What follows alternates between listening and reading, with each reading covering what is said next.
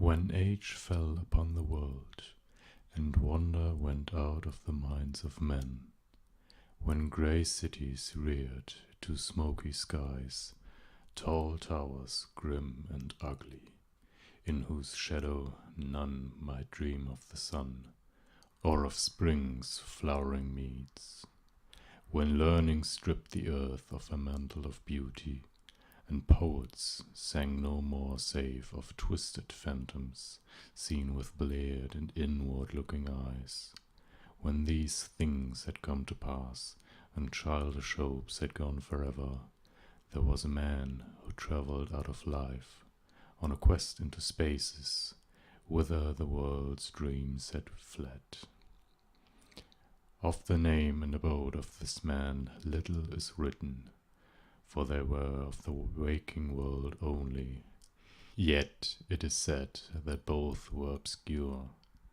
It is enough to say that he dwelt in a city of high walls, where sterile twilight reigned, that he toiled all day among shadow and turmoil, coming home at evening to a room whose one window opened not to open fields and groves, but on to a dim court, where other windows stared in dull despair. From that casement one might see only walls and windows, except sometimes when one leaned so far out and peered at the small stars that passed. And because mere walls and windows must soon drive a man to madness, who dreams and reads much, the dweller in that room used night after night to lean out and peer aloft, to glimpse some fragment of things beyond the waking world and the tall cities. After years he began to call the slow-sailing stars by name, and to follow them in fancy when they glided regretfully out of sight, till at length his vision opened to many secret vistas, whose existence no common eye suspected. And one night a mighty gulf was bridged, and the dream-haunted skies swelled down to the lonely watcher's window to merge with the close air of his room,